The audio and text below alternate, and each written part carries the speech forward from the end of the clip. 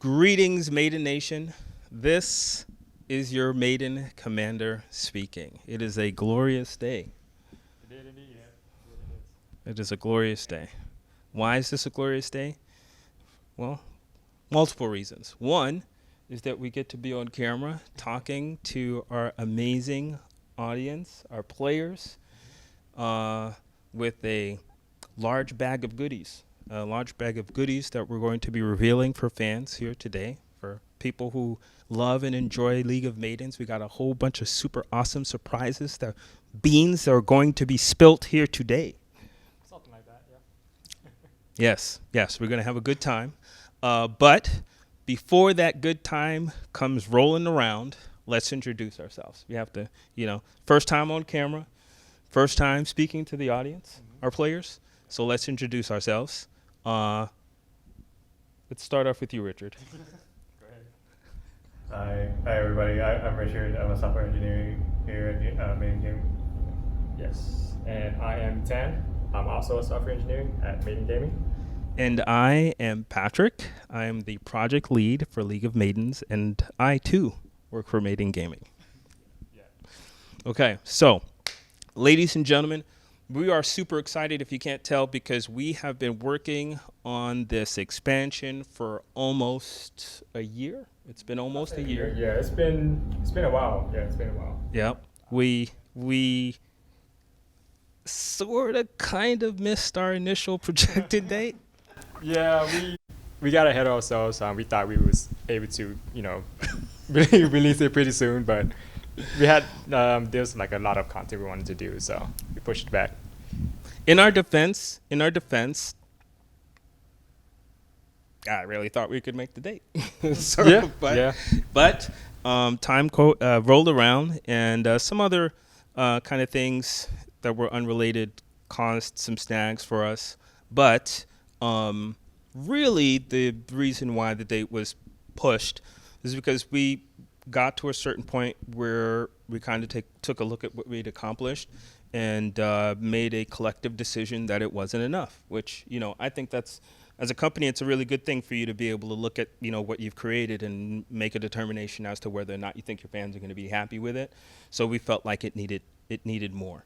But I kind of feel like I'm getting ahead of ourselves here. So, ladies and gentlemen, we have a list of questions prepared, okay? Now, I know. It would have been better for us to do this live, but this is our first pass, you know what I mean? So we got to kind of, baby steps. So this is a pre-recorded video, okay? But not to worry, we will be doing a live stream on Twitch. Actually, it's going to, I'm really excited about that. I'll talk about that a little bit more later, but we're going to be live streaming on Twitch, and we're going to be live streaming on Kick. We are going to do the initial live stream is going to be on Twitch, and then we're going to do an after dark stream. On Twitch. On Kick. Okay, so more information will be coming out on those streams, and in those streams, you guys will be able to ask any questions that you have about the information that we're going to be disseminating here today. We have a lot to get through. By my account, we have 36 questions. So 36, something along those lines. Yeah. So basically, these are questions that we came up with that we thought would kind of touch the broad spectrum of what we're going to be delivering with the Realm of Shadows. And we might not be able to get, we probably will not be able to get all of the questions done in the one Q&A. So this Q&A might be broken up into two pieces. Not 100% sure right now. We'll see. We'll see. We'll see. Once the questions start going, get rolling, we'll see how that kind of breaks down. Yeah. But either way, after the Q&A session or sessions are released, we'll have more information about the Twitch stream where you guys will be able to kind of have some time to digest this information, and then you'll be able to ask whatever questions that you want to ask live while you're seeing live gameplay. We're going to be kind of splicing in some footage of things that we're talking about while we're going through this Q&A. And yeah, that's pretty much it. So I'm ready to have a really, really, really good time here tonight. Yes. So let's get started with the questions. Yeah. Wait. Yeah, there's one thing. As you can tell, you have one mic. I'm holding one mic. That wasn't my one thing. Oh, that was your one. So that's good. You got the one thing. All right. What's your one thing? Well, me and Richard are sharing one mic because we did have 3 mics, but one of them broke. That wasn't our fault. It just stopped working out of nowhere. So, you see us passing the mic back and forth. Sorry about that. Yep. That was really good. One thing. That was a really good one thing. And your one thing segues into my one thing. My one thing is behind the scenes. Okay, a round of applause for Kevin, who did an amazing job. Wait, I don't want to peek the mics. Thank you, Kevin. Thank you, Kevin, for this wonderful job that he did to get all of this set up. A lot of. I actually debated whether or not I was going to bring this up, but Kevin has an alter ego. He has a alternative personality. Yeah. Don't know if I wanted to reveal this or not, but Kevin, around some circles, in some circles around town, known as Big Daddy Mojo. Big Daddy Mojo. That's right. That's right. So a big round of applause again for Big Daddy Mojo to get all this set up for us. So thank you. You did a wonderful job. All this looks great. And before we proceed, I want to take a second to say big thanks to Hikari, who without her awesomeness, we absolutely would not even have a game to bring to you guys. So Hikari wasn't able to make it here today, but she's here with us in spirit. She guides us in spirit. Okay. I'm sure you guys will be speaking to her probably while this thing is being aired, but we just want to take a second to say, Hikari, we love you. Thank you so much for all the amazing awesomeness that you have brought to the table for us and helped us to get us to the dance. So we really appreciate it and you. All right. Definitely, yeah, we really appreciate it. Did a lot of good work. Yeah. All right, so let's get into it. Let's go ahead and start with the first question of the evening.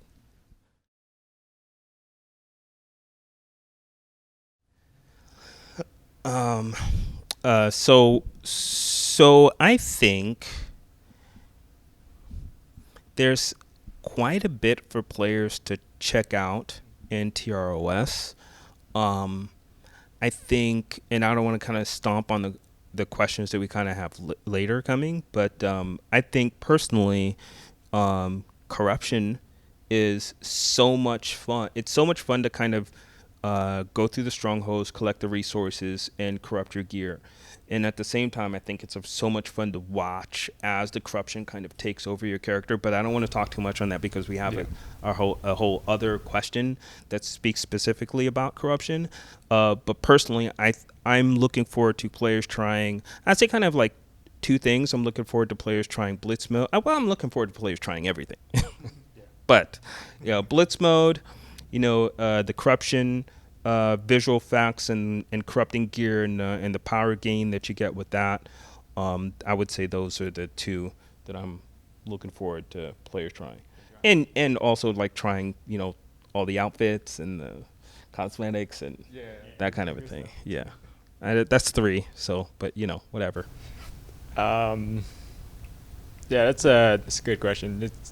I like everything in the new expansion, but I guess mainly the new skills that we worked on. Oh my gosh! Yeah, forgot about them. Yeah.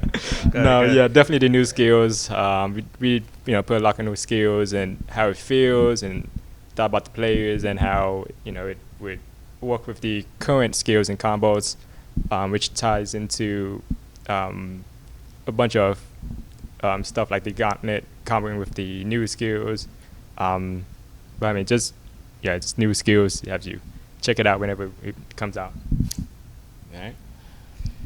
You guys took my answers. I was gonna say Month so I was looking forward to. That's fine. Hey, if it's skills for you, it's skills for you too. Yeah. So the main the main things I was going to say were basically blitz mode and then also the new skills as well because basically a new mode aside from strongholds that players can play as well as new ways to new skills that you can use in said strongholds and blitz mode. So definitely going to be fun.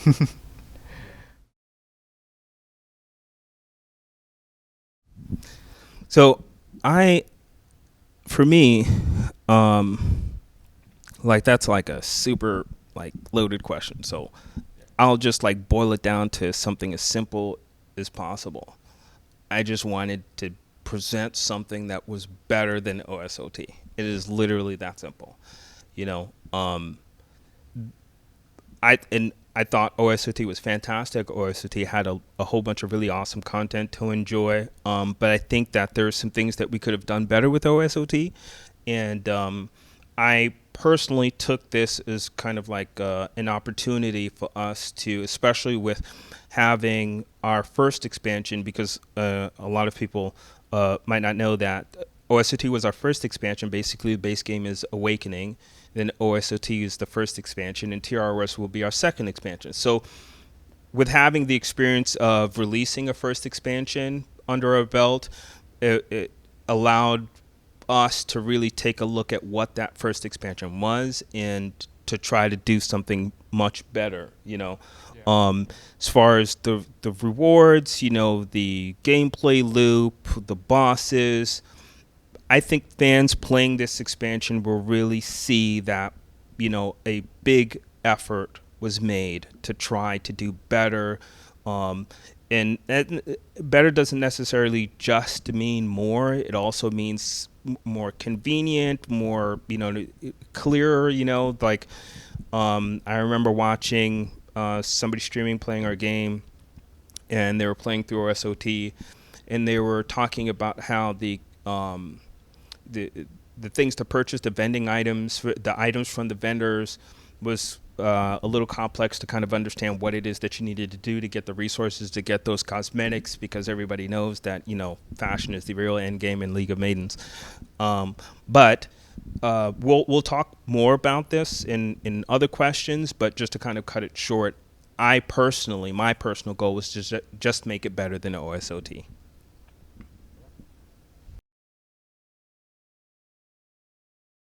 I think this is a good question to go around. Yeah. But you can start though. Okay. You can start. Sure.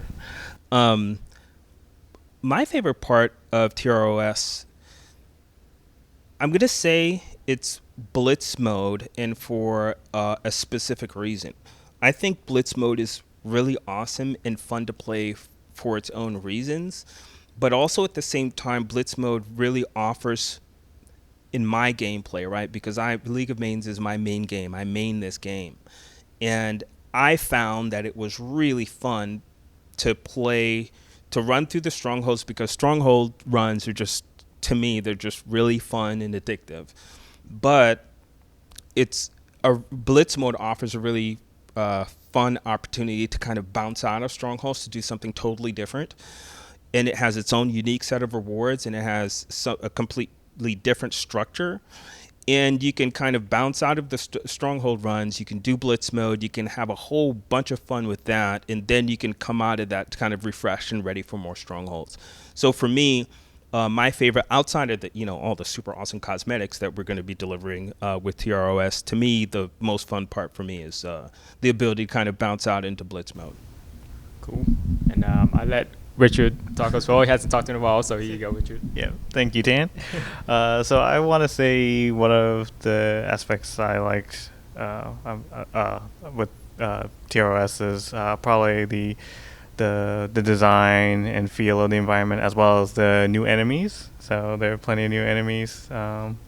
Their designs are cool, and they add on top of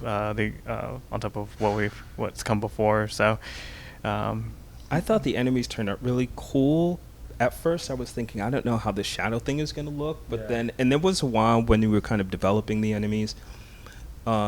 that they looked okay, but then there was that one turn where we kind of really flared up the red and that brightness in the red with the contrast with the black that I thought really made them pop and made them look kind of devious and evil. So yeah, I thought that turned out really well. Yeah. So, look, Tan, your favorite part? My favorite part, yes. TROS? TROS. I mean, you could talk about your favorite part of OSOT too, but this is kind of a Q&A about TROS. The new expansion. Going off of what you said about the environment, I like the environment a lot. I'm more of the type of person to explore the map, so more of the I like the combat too, but I'm more of the exploring type. So the environment itself is very eerie. The stronghold itself is very eerie as well.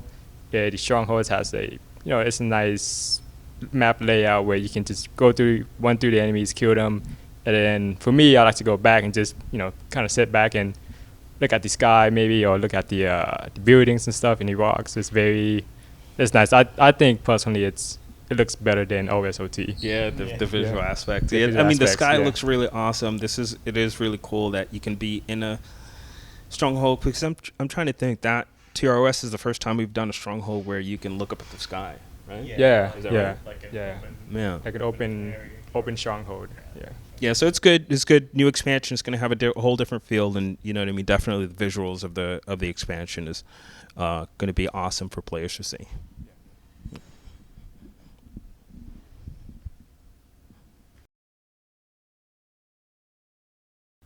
So I could answer that, but nothing that I say will do a better job than we kind of put out a guide, and it lists a whole bunch of stuff that you guys, that players can do before the Realm of Shadows comes out, so that they can get prepared. We're going to be talking more about corruption and how that works. So one thing I can tell you is having enough gear, having gears, going to kind of be a big thing. But again, I digress. Definitely, if you guys have not had a chance to check out the guide that we've put out, definitely go out, check out that guide. We've listed pretty much everything that you would need to do to kind of get prepared for the Realm of Shadows. It's all on there, and it will be highly beneficial for you guys to do that. Surprises. Do we have any surprises, guys? I don't know. Surprises? I was going to say, we probably... I don't know. Well, actually, we don't have just one surprise. We have quite a few surprises, but we will announce the first surprise. The first surprise that we're going to be announcing. Guard Duty is coming back. It's already back. Well, it's back in TROS. Okay, so Guard Duty. So we know, and people are like, what? Guard Duty? What is that? I don't know what that is. So Guard Duty, it's basically the ability for you to take your War Maiden and put them on guard duty, which allows them to earn gold while they're on guard duty. So we're going to, hopefully somewhere around this part, we're going to be editing in some footage to show you kind of what that looks like. The hidden benefit of guard duty is it allows you to see your War Maidens in the space, which is really cool. So if you have like, a list of War Maidens that you've created, that you've been working on, you can take those War Maidens, you can put them on guard duty, then you can stand next to them and so while they're earning gold, sitting there in guard duty, you can take pictures next to them, and it's just a really cool. Guard duty ended up really being a feature that was really cool, that we actually had guard duty in previous, in the base game. Excuse me. But it was but we removed it because it was really, really, really buggy. It had a whole bunch of bugs, so many bugs. And I made the promise way back when that guard duty would be returning. So we are in fact coming through with the promise. Guard duty is back. We went through guard duty, looked at all the bug reports we received for guard duty, and the result of looking at all of those bug reports was, we need to scrap this and start. Yeah, let me tell you, it was a lot of work. So y'all better like it. So it was really, really, it was really bad. It was really bad. And it just would have been kind of just like putting a Band-Aid, like 10,000 Band-Aids to try to get something that just kind of work. So guard duty has been completely re-engineered. Yep.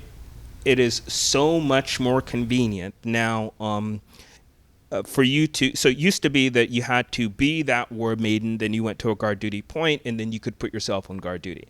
And then to put somebody else on guard duty, you would have to switch to that character, and then you would put that character on guard duty. None of that's totally gone now. It's just like, devs play your own game. I'm playing this thing, and I'm like, this sucks. Why am I, No, you know what I mean? Why really do I did, have to bounce Yeah. out to the character and then put him on guard duty? I just hated that. I really hated that. So now the way it works is that when you go to a guard duty point, and there'll be several guard duty points in each of the maps, we put multiple guard duty points in every single map, including the lobby. You just walk up to the point, and when you access the point, an interface will pop up, and it lists all of your war maidens, right? Yeah, and you it can does, just it does. simply select your war maiden, and you can put that war maiden on guard duty. So you can go to one guard duty point, select your war maiden, put them on that point, go to another one, select your war maiden point, put them on that point, and you can do all of this without having to switch to any war maidens at all. True. Yeah, that's how it works. Yeah, it's pretty nice if you combo it with your supporters, you can take pretty cool pictures with that too. Yeah, that's right. Yeah, that's right. That's a good one. So I actually took a couple of really cool group shots, and I was like, oh man, I want to post this in the Discord. But I couldn't post it in the Discord because I didn't want to kind of spill the beans. Yeah. But now that we spilled the beans, I could post my really awesome shots. I got like these group shots where I've got like myself, my character, my another war maiden that's on guard duty, and then I have my pet. So that's it pretty looks like a cool. really cool group shot. So yeah, that turned out really well. So anyway, surprise, number 1, guard duty is coming back bug free. No, just kidding. I'm sure somebody will find some bugs with it, but it will be much less buggy that we can say. So Yeah. Changes to guns. There's a couple. One main problem for the sniper rifle, at least, was how the damage wasn't as good as the other guns. Well, we originally thought that since the Warman had like 4 guns, shotgun, rifle, sniper rifle, and the rocket launcher, players would use all 4 to combat off with their skills. But in reality, I'd say like a lot of the players mainly use just one gun. I myself found out that I only use one gun most of the time, the assault rifle. So I barely went into the sniper rifle because it wasn't as strong. So we did buff the sniper rifle. So now you can, if you upgrade it to the max, and with playtime buffs, you can one-shot some of the, or most of the desert enemies, which is pretty nice. It's really cool because it gives you like this assassin feel, which is really cool. Yeah. You know what I mean? And kind of playing off, what you said, Tan. I was really surprised. I'm super surprised at how many times I've seen players, taking on a stronghold boss, and the only, weapon in that regard that they're using is the rocket launcher. Yeah. Like they're not using the assault rifle, they're not using a shotgun, they're not using a sniper rifle. It's just straight rocket launcher, and they're fighting stronghold bosses with their skills and a rocket launcher. Yeah. And it was just kind of like this epiphany moment, like like you said, never real. We kind of look at war maidens and kind of the idea that we have for war maidens are like they're these walking nukes, right? Yeah. I think actually there's a quest that's early in the quest line. In the Awakening, where she says, "I'm a walking nuke," So that's kind of how we see war maidens, and how they were originally designed is that they've got just like they can, speed run, they can fly, they got guns, they have cool skills, they can punch, they can jump, they can do magic, they could do it all, and just kind of you have all this kind of attack types that you could use, and you could just pick your assorted tool that you wanted to use to kind of dispatch the enemy in front of you. But it didn't really. What it ended up being is that people have like a very specific kind of idea of what they, and I kind of get it now. I definitely didn't really understand it when we were kind of designing that kind of piece of it. But what it ended up being is, no, I'm a sniper rifle war maiden, or I'm a rocket launcher war maiden. Yeah. I've got my skills, but I got my rocket launcher. Yeah. So that's what it ended up being, and we just kind of had to pivot. I remember having many conversations with players where like, this sniper rifle is not strong enough, or this is not strong enough, or that's not strong enough. And I was just like, but you got all these other guns. Why would you, you just, pap, pap, pap, hit him with the assault rifle, hit him with it, and then switch. It just didn't end up, really being that way. And, you just have to, if that's not how your players are playing, then you have to pivot. So we're pivoting. Yeah. Going off of that, the Ross show touched upon the shotgun as well. The shotgun itself is powerful, but whenever I tried it, at least it was powerful, but it wasn't. It was missing something. And so now we have a new shotgun mod, which would increase the fire rate even further. So if any of you play Call of Duty before, the shotgun rapid fire, how OP that is. So it's pretty similar to that. It's very fun. It's fun. You can kill a bunch of enemies with the rapid fire. So I actually, the funny thing is that, so we did this rapid fire shotgun. So basically we have a new mod coming out for the shotgun that you can acquire. You put it on a shotgun and it turns your shotgun into the most awesome piece of equipment that you could ever use in battle. It is so much fun.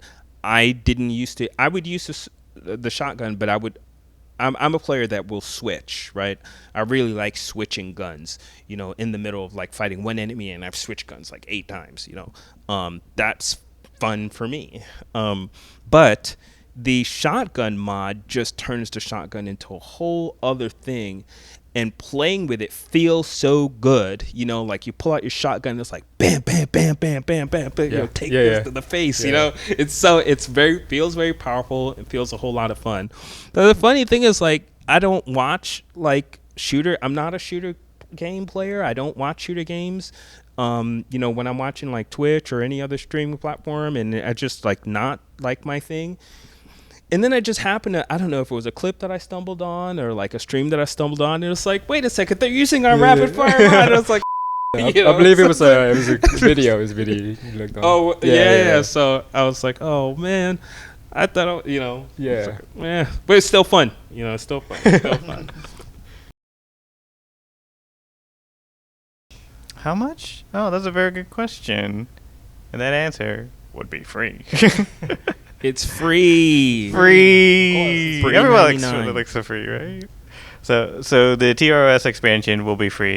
You do not have to pay anything in order to play the expansion. You can play from beginning to end without paying a thing.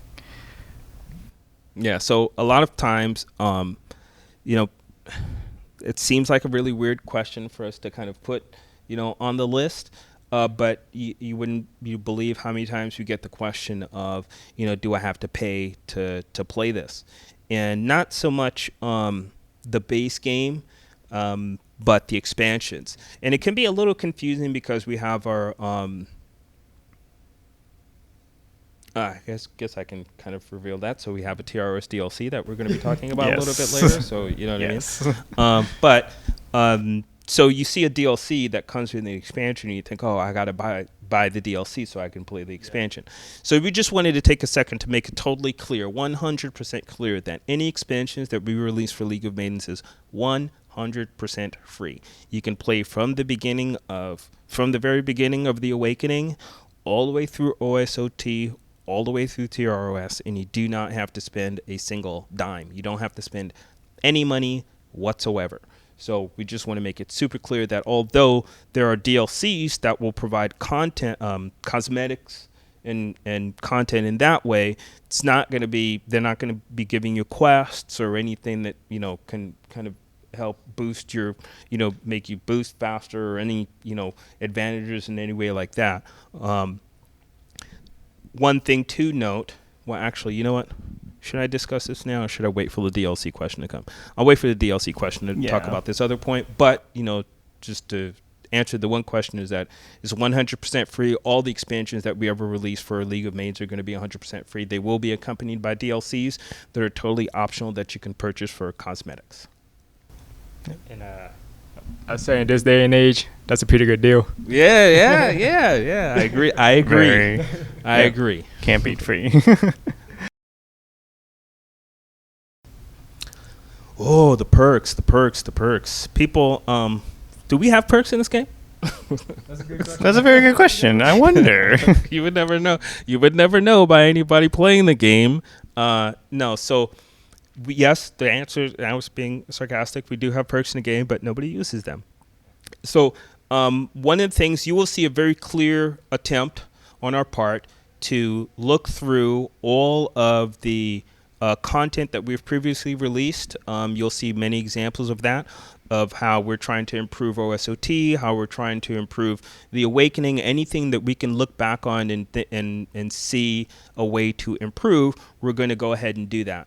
And one of the things I thought personally that gets like zero play. It's like I think maybe 3 people I've ever even heard of speak about perks in the Discord. So I felt like perks really needed to be looked at, and basically to try to get an understanding of why it is that these perks don't really matter to players. And so the first thing that I did is I looked from within. So deep. And I asked myself, well, do you use any perks? And the answer to that was Nope. no, not really. No, Not really. Nah. Which I thought was really strange. And, that's a great starting point. I can just kind of look from within and try to understand, why is it that I don't have much interaction with these perks? And one of the things that I found is that, the perk benefits are really awesome. You get some really fantastic benefits from perks, but there's nothing that really compelled me to use them. And in kind of gameplay testing that we did, I found that, when perks activate, they have this really teeny tiny icon on the very bottom of the screen that kind of tells you how much time you have left as far as the perk benefit. And there's really not too much more to it than that. And did a whole bunch of tests and trials, tried a bunch of the different things. And what I found was the thing that really kind of made perks, it's just really weird kind of thing, but what I found made the perks feel much better was adding a unique audio tone. So we did several things there. One is we added a unique audio tone that lets you know that the perk is activated, so you don't have to look or find some teeny tiny icon. So there's a unique audio tone. There's a specific notification that pops to tell you exactly what perk activated, and that we do when the perk activates and when it deactivates.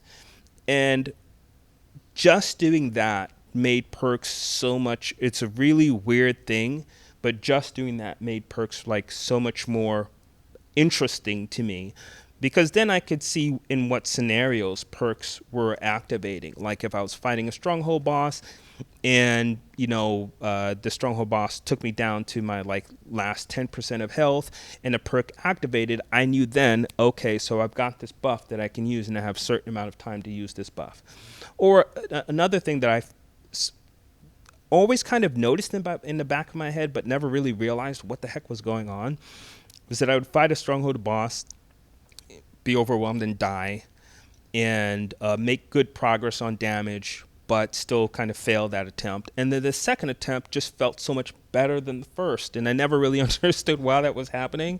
And it was a perk. It was a perk that was happening, and I didn't even know that was the case until we added these notifications and these audio tones that let me know, okay, this perk is activated. So now when I died and this perk was active, now I'm at an increased damage, and I was kind of speeding through this boss's HP much quicker, and it was just overall really fun, and I just had no idea it was a perk that was really giving me this benefit. So the it's not that much of a change, but that small change made a world of difference.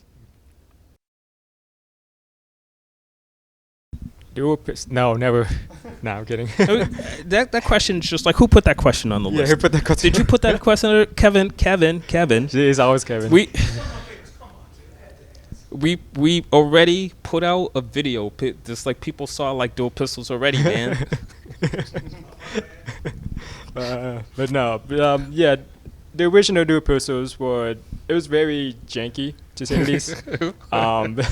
Sometimes you would hit enemies, sometimes you wouldn't. I guess realistically, that would make sense. But it doesn't feel good. It doesn't feel good. Dual pistols had way more jank than that. As a matter of fact, Dual Pistol's whole family was janky. Like every pistol, the pistol melee, the pistol skills, all of them. Yeah. They like had like ultimate levels of jank. They were always breaking. They were just so bad. They were so bad that they were removed. There's not a whole bunch of things that you can work on for a really long time and then put into a game and be like, this sucks so bad, we have to remove it. Yeah. So dual pistols and assorted skills was definitely one of those things. Yeah. So to answer the question, no, we're not bringing it back.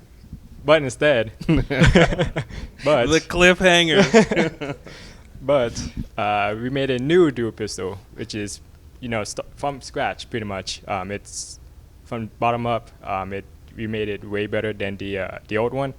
Whenever you shoot, it feels nice, like you're actually using a gun and shooting at monsters. It feels pretty good. It looks good too, and you can actually hit enemies this time. So it was just totally re-architected dual pistols. Yeah. Totally, the way that we approached dual pistols before is a totally different way than how we approached it after we kind of got an understanding of how players used it. And to be honest, I was really surprised that people loved those pistol skills and that dual pistol melee so much. I just thought to myself, we definitely have to bring this back at some point, but in the state that it's in, it's just really just sucks super bad, and we're putting more work into it than it doesn't really matter how much work we put into it. It's never going to get where it needs to be without just totally redoing it from scratch. So I'm really glad that we made that effort to pull it out. And again, we're kind of following through on our word. We said that we were going to bring dual pistols back. We have in fact brought it back. And not only that, we brought a pistol skill along with that. Yeah, we did. So players are going to have a whole bunch of fun with pistol. People that main kind of pistol characters are going to really have a lot of fun when it comes to playing with the dual pistols and kill strike. Kill strike is the new skill. Kill shot, actually. Kill shot. My bad. Kill shot. Kill shot. I actually have kill shot. Kill shot is on my build. And another really cool thing about the dual pistols, because I was never really a pistol guy. That's why I never really understood why people enjoyed the pistols so much. I'm not a shooter guy, not a pistol guy. I'm just none of those things. Yeah, it's missing out. But one of the really cool things about dual pistols, because you have to really think whenever we introduce a new melee skill, players are kind of going to be attached to the melee skill that they want to use. So when you're going to introduce a new melee skill, it has to be like really good. And that, that doesn't even account for the materials and resources that you're going to have to acquire to make that thing do damage, right? And so one of the things I was really pleasantly surprised at, coming from somebody who just is not a pistol guy or a shooter guy, is that I actually had so much fun with the dual pistols. It was part of my main build for quite some time. Like, I love the assassin melee. We redid the warrior, not from the ground up, but we made the warrior melee better. Mm-hmm. So the warrior melee is going to be more fun in TROS. The assassin melee has always been freaking fantastic from day one. But the dual pistol melee was so much fun and had so much fun with that, especially pairing it with kill shot, that it ended up being part of my main build for a good long time until I switched to another new melee that we're introducing, but that we're going to be announcing in this Q&A, but not quite yet, folks. So. Okay. All right. So later is now, apparently. Yeah. The surprise new melee that we are introducing in League of Maidens, the Realm of Shadows, is a leather whip. Well, actually, it's a shadow whip. It's a whip. Yeah. It's a whip. It's a whip. It's a whip. Okay. All right. players are gonna absolutely love it. So if you got like a Dom setup that you want to do, like we got a new like outfit skin that's got like the torn white shirt with the really short jeans, and you got like your biker hat, and you want to do that whole setup. I mean, the whip melee is a lot of fun, and I know players are gonna have a lot of fun with that thing. Turned out to be super awesome, super fun. That was what I bounced off of dual pistols to start playing with the whip melee. Really, really, really happy with how that melee turned out. So what's really cool in the expansion is that we don't have one new melee skill coming out. We have two. Which that's in our effort to outdo or to do better than the OSOT. Mm-hmm. So quality of life is something that's super important and plays right into trying to do better than OSOT. We're trying to put OSOT into the f***ing ground, man. Okay. As much as you love OSOT, yeah. So there's quite a few things that we've done from a quality of life standpoint. Too many actually to list in this Q&A. A lot of things some things players might not even notice. They'll notice that their experience is better, but they might not notice exactly why the experience is better. Little things like when you look at the crate UI, now you can see exactly what items you've unlocked from the crates. You can see your progression in the items that you've unlocked in the crate. There's multiple new interfaces in some of the UI that you'll see that kind of helps to deliver more information for the players. But some of the things you want to do is really address pain points for players, pain point for free players, pain points for new players. And one of the things that I thought definitely needed to be addressed was the gold situation, what I would call the gold situation. So we have slowly been working our way up to kind of resolving the issue that players don't have enough gold when they start playing League of Maidens, and along with that comes an issue with inventory space. So there's quite a few things that we've done to kind of balance. It used to be you would get it. What the kind of life cycle of a League of Maidens player ended up being was that at the beginning of your gameplay, it's really hard to get gold. At the end of your gameplay, it's just like, what do I do with all this gold, right? So we kind of helped to balance that out to where we're kind of moving more of the kind of gold surplus away from the high end and kind of spreading it out a little bit more evenly, so that players, when they start out, won't have as much of a deficit when it comes to acquiring gold. It'll be easier for players to acquire gold. How have we done that? Well, before I talk on that, so what I'll say is, and at the same time, we have also done things like address shortage of inventory slots. So like the second I think biggest issue that new players have when they come into the game is they start playing and then the inventory is filling up and they feel like they have to buy inventory slots, so that's a problem, and they want to be able to kind of play the game to kind of get a feel for it before they spend money, and that's perfectly fine. You definitely want to encourage that. So kind of one thing that we did was we increased the amount of gold that you get. The gold drops that drop earlier in the game, we kind of increased that, the amount of gold that you get earlier. Okay, so and now also at the same time, the types of gold drops, that because you would kind of be farming for gold and you'd be killing mobs, and gold drops would be happening, and you'd have like 6 different types of gold that filled up 6 different inventory slots. So basically what we did was we kind of whittled that down to 2 types, right? Yeah, 2 types. And then both types, so you have the gold on the high end, which is maintained, and then the lowest type of gold that drops is going to be significantly higher than the smallest type of gold that we used to drop. So that kind of helps with, there are other changes that we made as far as gold that will help new players to gain gold faster when they start playing, but one of the bigger changes that we made in that regard is to reduce the types of gold and to increase. Basically, you'll get fewer gold drops, but those gold drops, you will not get fewer gold drops. The gold drops that you get will be the bigger gold drops as opposed to the smaller gold drops. Another thing that we did was we used to have like 8 different like treasure types that would fill up there was quite a bit. There was a lot, inventory. yeah. And that ended up, being a whole, why do we have all these different treasure types? Really what we need to do is we need to kind of whittle this list down to I think we actually, if you counted gems and treasure, there was maybe like 11 or 12 slots, and we just kind of cut that down in half. So basically, you have kind of the same potency of the treasures that you would receive in Kinsell for gold, but now with half the inventory space that's going to take up. So right there, that's 6 slots that you're going to kind of save. That's not going to be filled up in your inventory as a new player. And then you have the change with the gold. That's going to help free up some slots as well. And I feel like that's going to deliver a more powerful kind of experience is when it comes to your gold grind.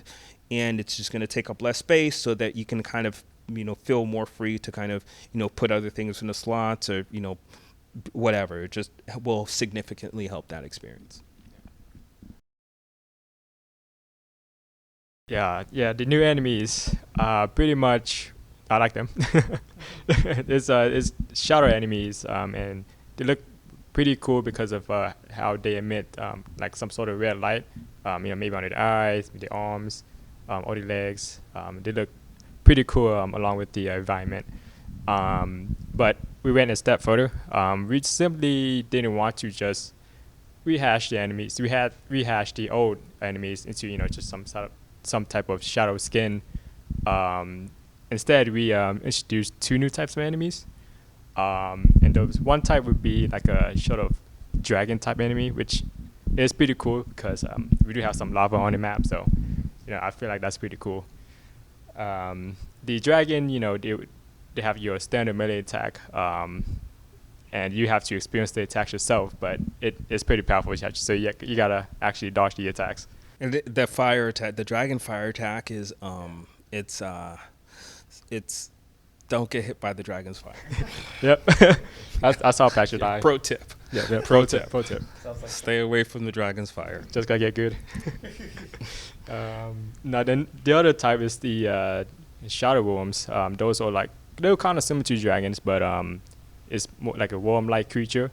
And their attacks is also something new, which we haven't done before, which is a range attack. So you have to be careful of the range attack, because if you try to fight that along with the other mobs, the mobs can attack you close range. And then if you try to dodge the melee range, you gotta be careful and not get hit by the shadow worm as well, if that makes sense. Tan, I had to break something to you. So in our lead up to this, kind of did our run through with the Q&A questions and everything like that. I mistakenly told you that the shadow worm was the first enemy type that we put into the game that had a range attack. There's one more. The nightmare. Yeah. Oh, that is thought true. That was gonna be a first. Yeah, I thought I was totally going to be forgot first. about the nightmare. Yeah, the nightmare does have it.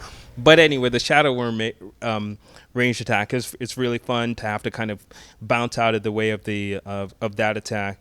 And then the other thing that's really fun is that the shadow worm has spawn points, right?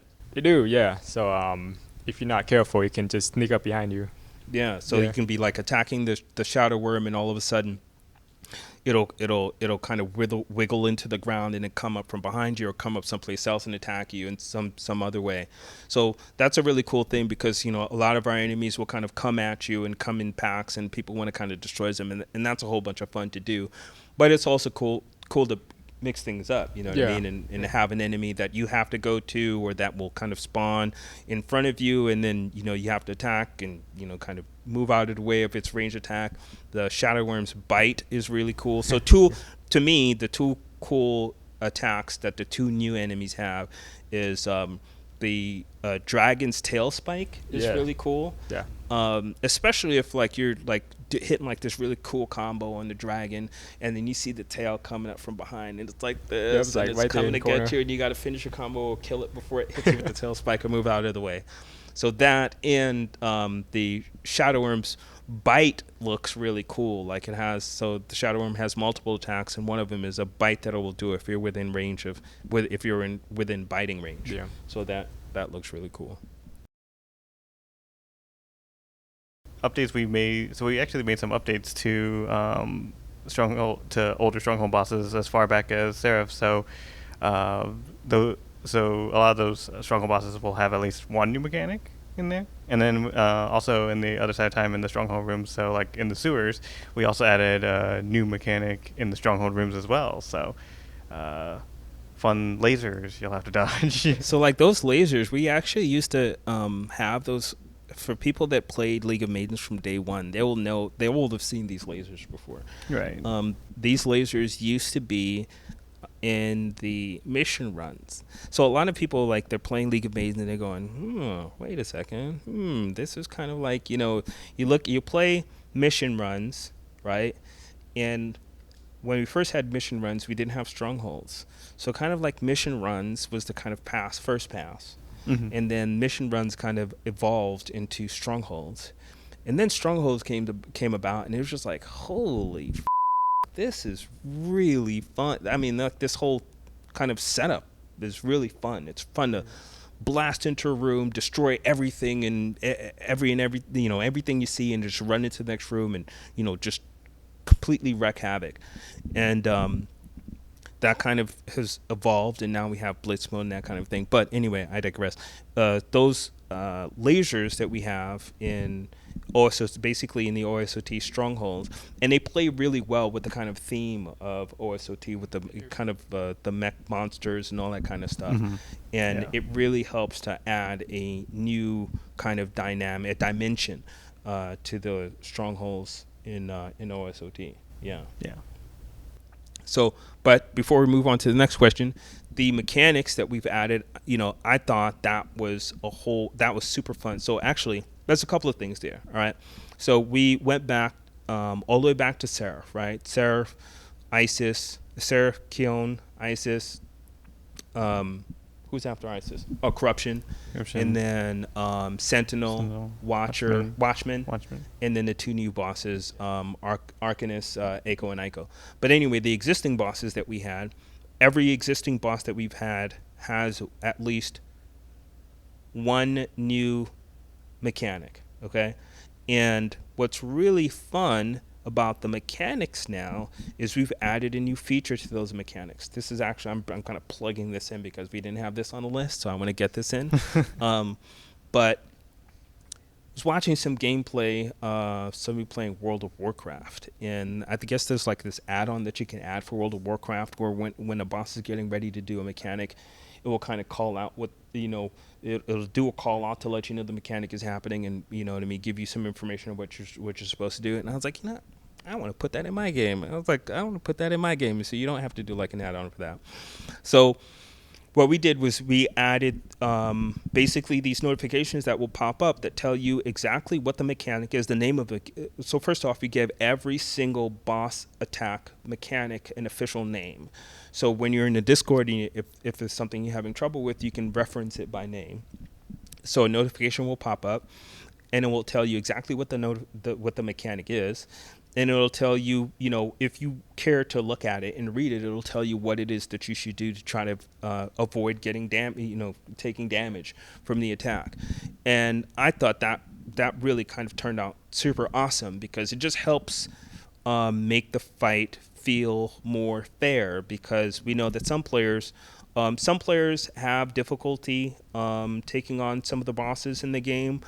And I thought, kind of tested this originally with the original Union number 1 from Necropolis Desert. And it worked out really well in those kind of notification callouts that would tell the player, hey, you need to stand behind this pillar, or hey, you need to use a shield to block this, or hey, you need to keep moving. These attacks, these sand explosions are going to happen. So we just took that whole system and we plopped it into every single mechanic that the stronghold bosses have. So now, anytime there's a stronghold boss mechanic, take a step back, we kind of already kind of had that sort of kind of in a hinty kind of a way, in that, and I'm sure people already know this, but some people might not know this, but anytime a stronghold boss does a mechanic, the lights around it turn a specific color, and that color tells you exactly, if you know the color pattern, you know exactly what attack the boss is going to do before the boss does it. But this is just kind of more of an outright. So now you get to see the color, and you can also see the notification. You can see the mechanic name. You can see what it is that you're supposed to do to try to avoid those attacks. So not only did we go back and we added, so basically a trap in the OSOT strongholds, added at least one new mechanic for all of the older stronghold bosses. We also added this kind of helper kind of notification pop up for to help players that are engaging with these stronghold bosses, because we want to see them win. We want to see them win. Boss drops. Gear drops. Not boss drops. Yeah. Gear drops. So, funny story about gear drops is that people have been complaining about these gear drops forever. And it's just like, what are you talking about? They drop fine for me, Do you think? I know that's so bad. That's so bad to admit, but we're just being straight up here. And then I can't remember. This is I was working on another game, and I came to the office and saw what you guys were working on the TROS, and I was like, holy. This looks really. Can I come back and play, guys? Come crawling back. Sure. Yeah. So I mean, it was just like, man, this TROS is shaping up really well. Looks so much fun. It's just like, man, I gotta get back in on this, and I was just like, I gotta get in on this. And so I'm playing a build, and then just like playing like normal, and I'm thinking, I feel like I've been playing for a couple of hours. No gear drop. Get good. Where's the gear, man? And it was the first time that I played the game. I don't know if it's because I had to take a step away from the game or not. I came back and it was just like, wait a second. Where's the gear, dude? I've been playing for like 3 hours. Can I get a drop? And then it was just like, oh, that's what they were talking about. Now you see. Now I see, So, I mean, it was just like, okay, we got to fix this like right now. Like, we got to come back in the office. Just like, what is happening here? Why was I playing for 3 hours? Why did I not get it? Why did I get no gear drops? Something is totally off here. Please fix this now. Then we fixed it. It's fixed. Fixed. It's better. So, I mean, we go into technical details about what actually happened there, but basically what it ended up being is somebody could play with the logic we were using. Somebody could be playing normally and see perfectly normal gear drops, and somebody could be playing and see 0 gear drops. So basically now it is much more consistent in the fact that if you're playing, you will get gear drops. There's no ifs, ands, or buts about it. If you're playing, you will get gear drops. We fixed it. We fixed it, right? So so that's fixed.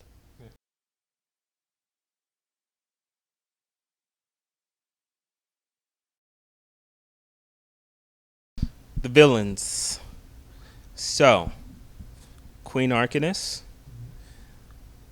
super hot. Good point. Super totally magnificently evil.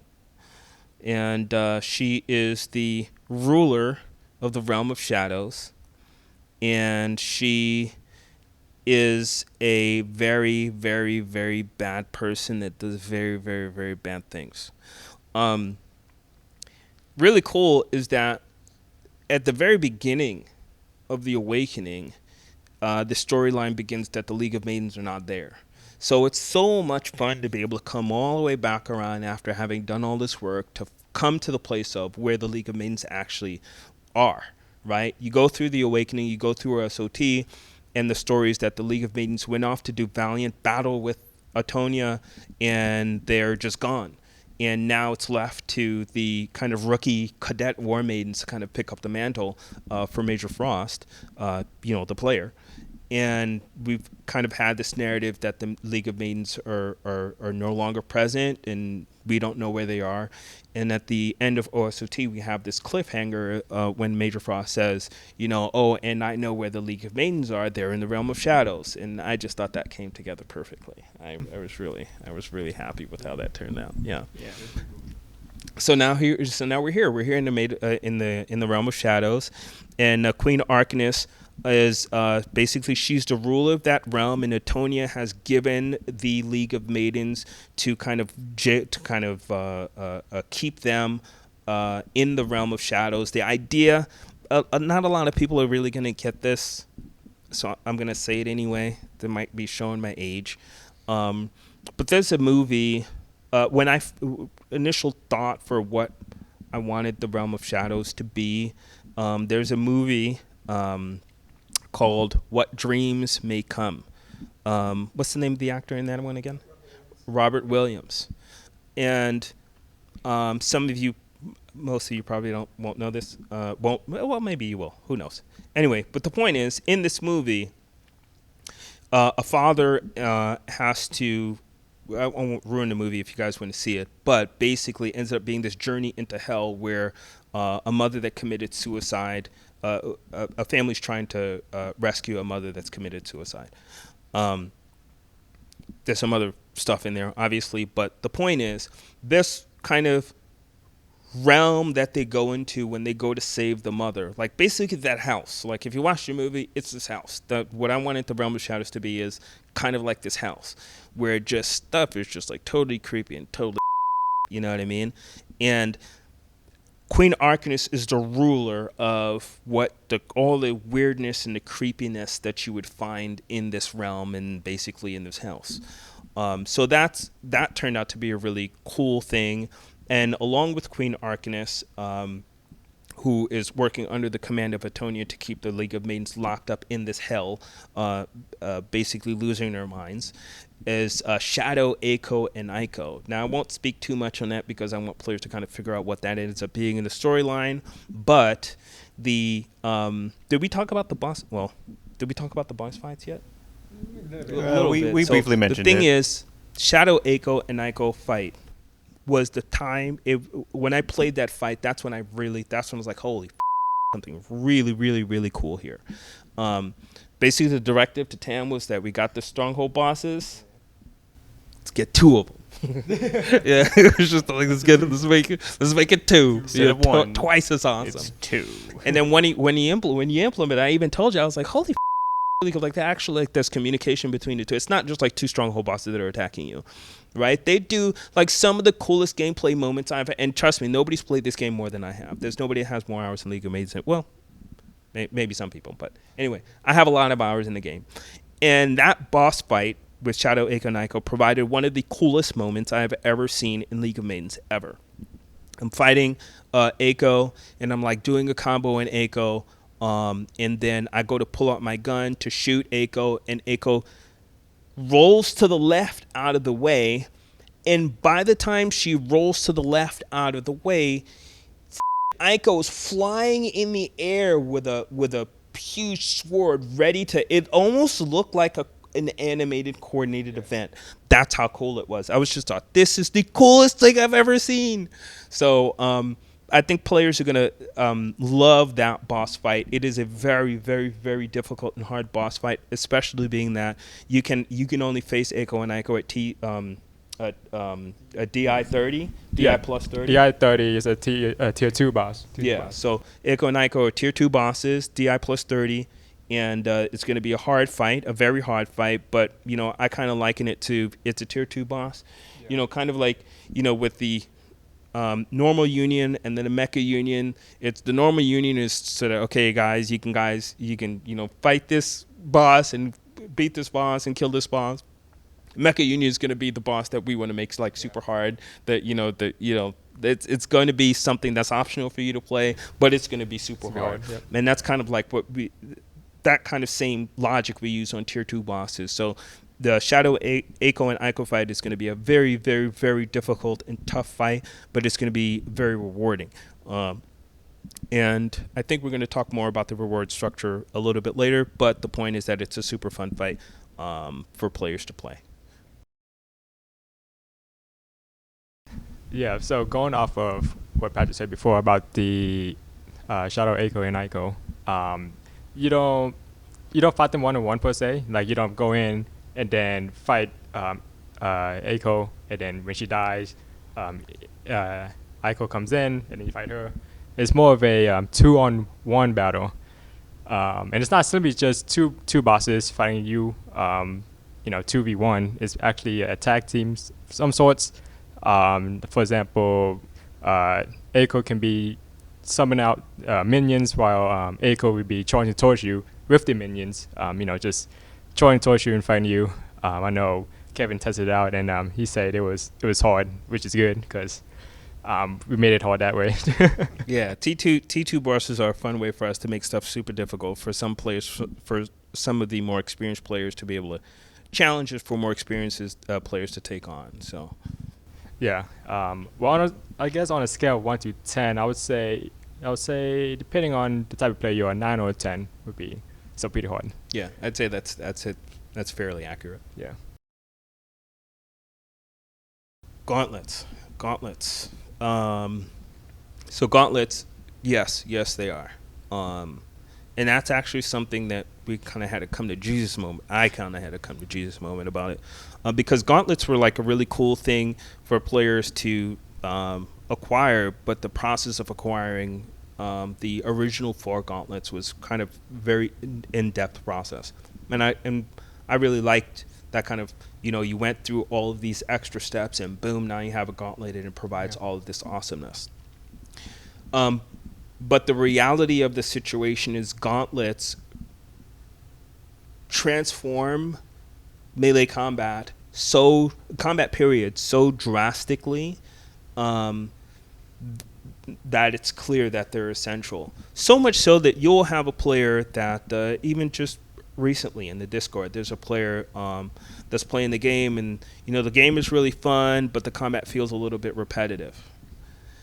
And then all of a sudden they acquire a gauntlet, and it's like, oh my god, the combat is so much fun. The combat is so cool. And so you can do this, and you can load out swap, and I can refresh my cooldowns, and it's like, holy cow, this is a player just literally days before having received the gauntlet thought that the combat was, meh. And then now they think the combat's awesome. And it's kind of skewed because I got my gauntlet really early. You know what I mean? So combat's always been super awesome for me. So that's a problem. That's like a really big problem because not everybody's going to even know how to get a gauntlet. Not everybody's going to have the time to go through to get the resources that they need to create a gauntlet. And those players really shouldn't be locked behind all of this time and effort to try to acquire this gauntlet for their combat to be awesome.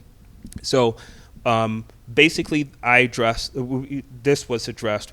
this in the Realm of Shadows, in that when you're playing the Realm of Shadows, very early on, we plop a gauntlet right in your lap. So basically, once you start Realm of Shadows and you get into the quest, even before you really get into the heavy combat, we will give you a gauntlet that basically, and so the original 4 gauntlets are still there. So if you want those 4 gauntlets, the Fire Gauntlet, the Ice Gauntlet, the Chaos Gauntlet, and the Order Gauntlet. Yeah. You can still go through all the process to get those gauntlets, which is super awesome. But now we provide a kind of appropriate level shadow gauntlet for players so that they can make use of the awesomeness that everything that comes with gauntlets can have, once they start the expansion. Yeah, the Void Guardian, that's part of the new enemy, I wouldn't say mob per se, but it's more of like a mini boss, which is pretty cool. So the Void Guardian essentially is, this big, giant, full armored creature that will pop up and attack you pretty much in some of the segments you go through for the strongholds.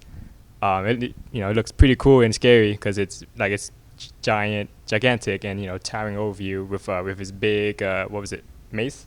Yeah, big mace. Yeah. And that's not his only attack. So he also he does some magic stuff too.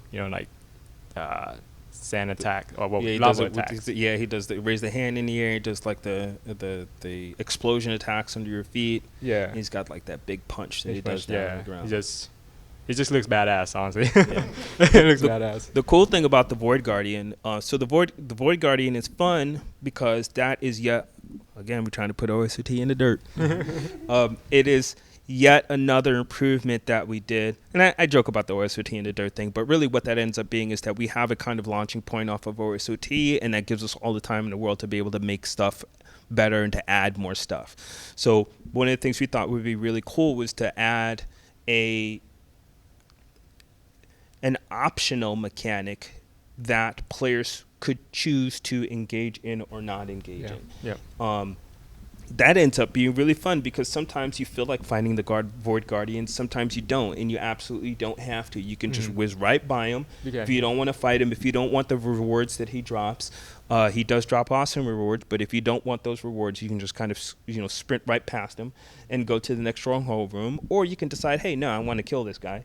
And then you can attack him, you can kill him, and you can get the rewards that you want to get for him.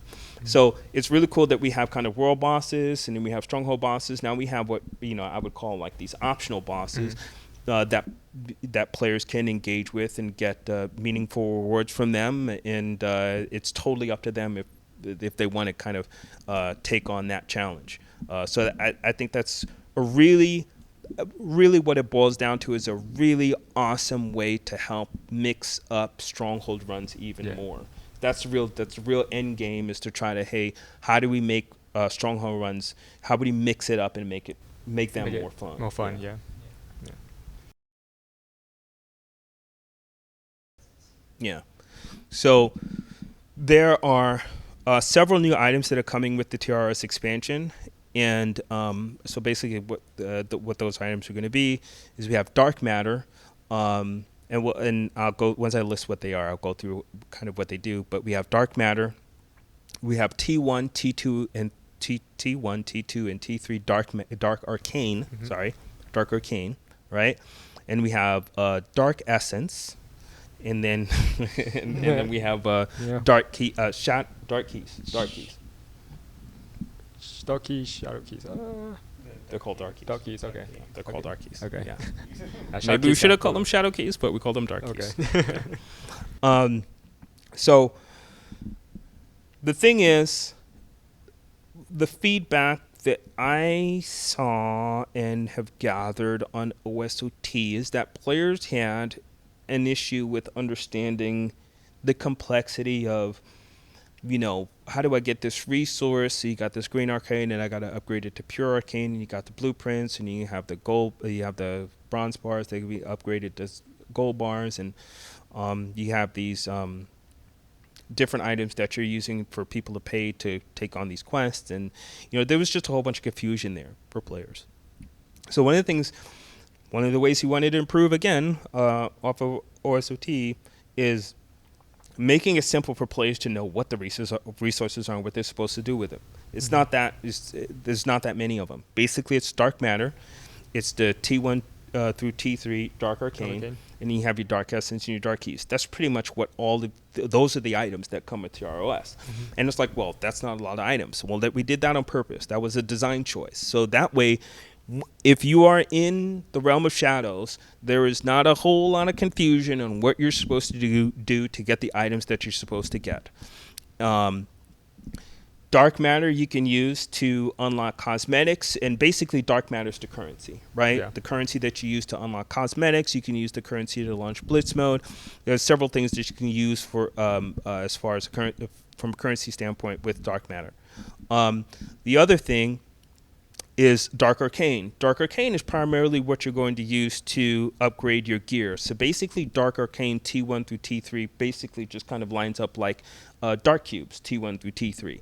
So basically you have the 3 levels of corruption, which we'll talk about corruption a little bit more. But you have your 3 levels of corruption, then your gear. And when you corrupt your gear, you can use T1 Dark Arcane to corrupt T1 to T1 corruption, T2 dark arcane for T2 corruption, T3 dark arcane for T3 corruption. Yep. Super simple. So you got the dark arcane for the gear corruption, which is basically going to be your gear progression. You have the dark matter for your currency for purchasing things. You have your dark essence, which dark essence again is super simple to understand because it works very similar to feral essence. And one really cool thing is that you can actually stack feral essence and dark essence together for a really cool 1-2 punch. Yeah, you can. But one of the things you want to do with Dark Essence, so basically, if you don't know, Feral Essence gives you a boost when you're basically an attack boost. It does several things, but one of the really cool things it does, it gives you an attack damage boost when you're fighting stronghold bosses. Dark Essence, we kind of improved on the Feral Essence kind of logic in that Dark Essence is not specific to stronghold bosses. It just gives you an attack boost across the board for all shadow enemies. So basically, if you got Dark Essence turned on, you're gonna do a certain percentage of damage extra on shadow enemies. That's super cool. But that's not it. We wanted to take it another step. And this, I have to say, this other step that we did, I was kind of worried about whether or not it would be, whether it would work or not. We kind of first did it and it was a little buggy, and it's like, I don't know if this is gonna work. But I will say that after all the work that you put into it, it turned out freaking awesome. So what is Dark Essence? Blow your freaking mind, okay? First of all, you get the damage boost from Dark Essence. Yep. But if you have Dark Essence running, you use your skill, and you have a gauntlet on. You use your skills, you max out your mana pool, you got nothing. You use your gauntlet and you charge. If Dark Essence is running, your gauntlet will then receive a second dark charge. I thought, this is not going to be, it's not going to work. It's going to be weird, or it's not going to be something. This is just not going to work. It's so awesome. When you're fighting enemies that have enough HP, and that's saying something, like you turn into a beast. But like if you're fighting a stronghold boss or you use 30 DI and you're fighting enemies that have a whole bunch of HP and you've got Dark Essence turned on, you can pull off some of the craziest combos imaginable. So imagine you're basically emptying out your skills on pass 1. You use your gauntlet charge on pass 2. You use the Dark Essence, basically the gauntlet dark charge because of Dark Essence on pass 3. It's freaking amazing. And we pulled out all the stops in that the icon on the top left that shows you that your gauntlet is charged will actually flip to a different color to let you know, hey, now it's a purple color, right? It's orange for the first charge, and then it flips to a kind of a purple color, and it tells you now your gauntlet is dark charged, and so now you can use that charge, basically use that charge to extend the combos even further. Yeah, and running through a stronghold, you got Rabbit's Foot, you got your SP ticket, you got the Dark Essence, and you got your Feral Essence turned on. Freaking chef kiss, man. It is. Chef kiss. It turned out like that's one of the things that we tried, and I thought, this might be really cool. It might be but it might be cool too. It ended up being freaking awesome.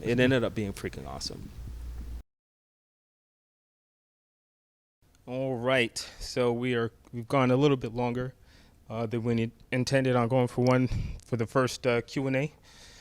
So we're gonna go ahead and cut it here, and we will announce when the second half of the Q&A will be. We're filming it on the same night, but we're gonna not supposed to know that. We're gonna split it up, and we will be announcing when we will be releasing the next installment of the developer Q&A. Yeah. So stay tuned for that. If you guys are watching this on YouTube, make sure to like and subscribe because this YouTube channel is the primary place where you get these super awesome updates as far as the community is concerned. Definitely join our Discord. Our Discord is super awesome. The super awesome people. If you guys enjoy League of Maidens, you enjoy playing the game, all of our players are there, so you can kind of interface with them, ask them questions. If you're having any difficulties playing the game, if you have any questions at all about League of Maidens, definitely join our Discord. It's a super awesome place to be. So like and subscribe, join our Discord, and we will see you guys in the next installment.